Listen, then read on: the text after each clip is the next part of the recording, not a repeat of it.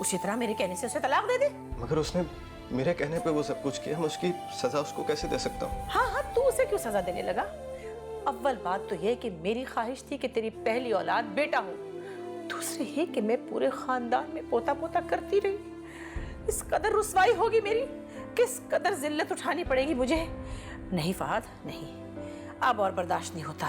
भैया तो तू उसे तलाक दे दे या फिर उसे ले जा डॉक्टर के पास।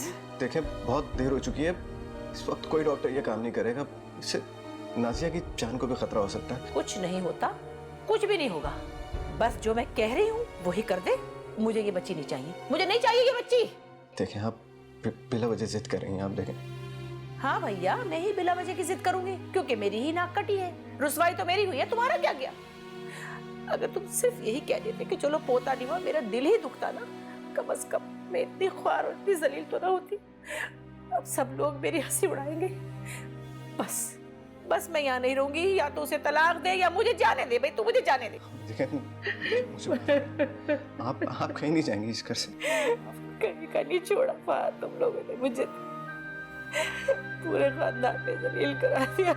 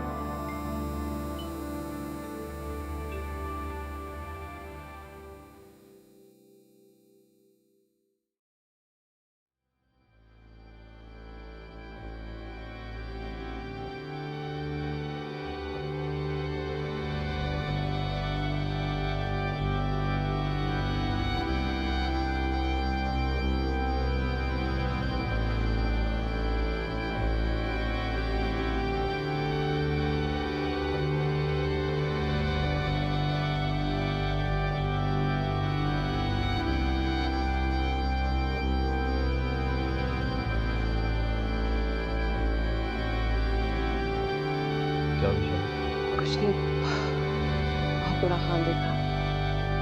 अल्लाह करे सब ठीक हो।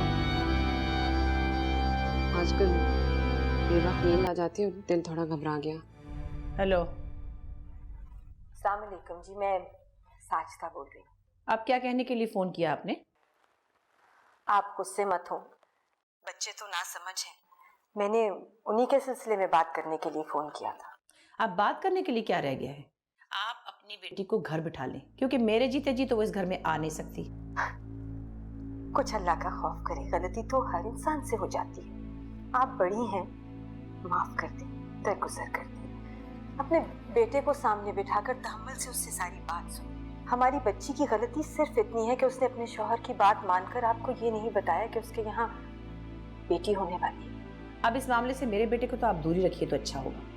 कोई जलते तवे पर हाथ भी रख दे तो मैं नहीं मानूंगी कि मेरे बेटे का कोई कसूर है। आपकी बेटी ने ही मेरे बेटे को बहकाया है, क्योंकि वो तो कभी सोच भी नहीं सकता था कि अपनी माँ से झूठ बोले। बस अब फैसला होगा।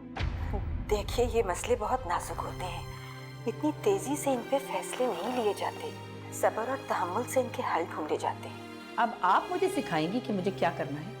कहाँ से लाऊं सब्र, कहाँ से लाऊं तहम्मुल? आप जानती भी हैं कि आपकी बेटी ने किया क्या है। शादी के कितने अरसे तक तो उसने अपने मियाँ को हाथ लगाने नहीं दिया खुद को, और अपने पुराने आशिक की याद में आहें भरती रही। ये तो मेरा और मेरे बेटे का ज़र्फ था, वरना उसे तो उसी दिन तलाक दे देनी चाहिए थी। आप पूछिए ना उससे, अब तो हद ही हो गई है। मैं आपकी बात समझ रही हूँ, अल्लाह आपको अजर देगा।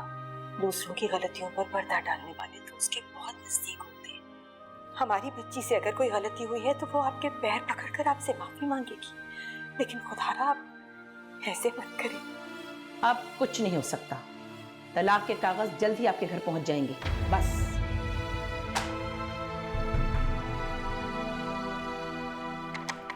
क्या हुआ साजिदा? हमारे पूछे, मामला तो हमारी सोच से भी ज्यादा खराब है। क्या कह रही थी? वो तो तलाक की बात कर रही है। क्या? अब खुदा के वास्ते सलीमा से इसका जिक्र भी मत कीजिएगा, वो बहुत परेशान हो जाएगी।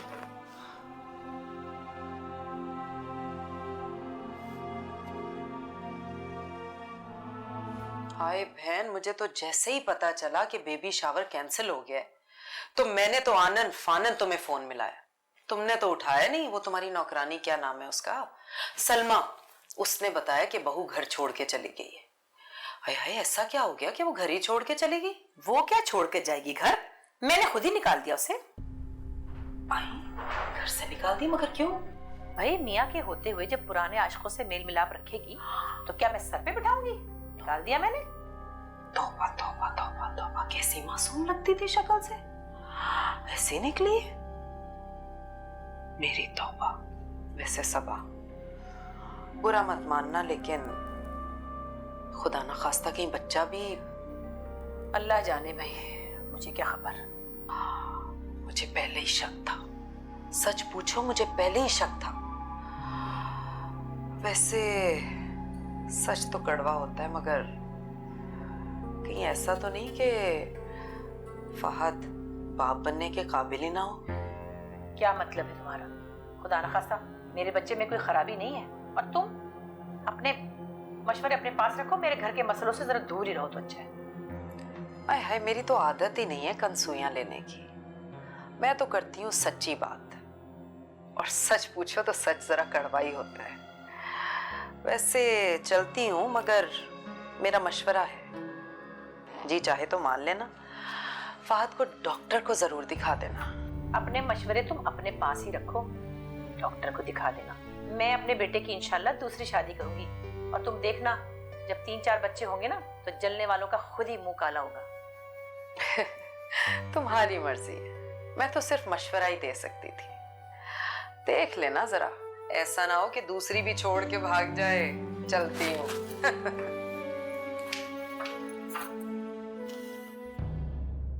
बता तो रही हूँ, कोशिश की है, दरवाजा भी पीटा, नहीं खोलती।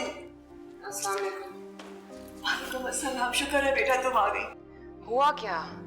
जैसे ही मुझे पता चला मैं भाग के आई हूँ। नाजिया है किधर? अपने कमरे में बंद है 2 दिन से बेटा, ना दरवाजा खोलती है, ना किसी से बात करती है, ना कुछ खाती है। और आप लोग यहाँ बैठे हुए, इस तरह तो बच्ची को भी नुकसान पहुँचेगा। ओहो, हो जाए नुकसान, उसी कमबख्त की वजह से तो मेरी बेटी का घर बर्बाद हो गया। कैसी बातें कर रही हो सलीम?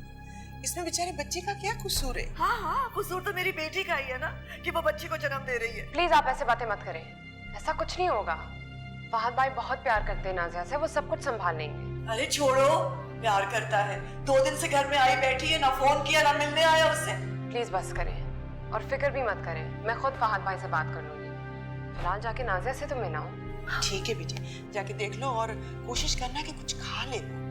जी हाँ बेटा, जाओ जाओ। सलीमा क्यों दिल छोटा करती हो? इंशाल्लाह सब कुछ ठीक हो जाएगा।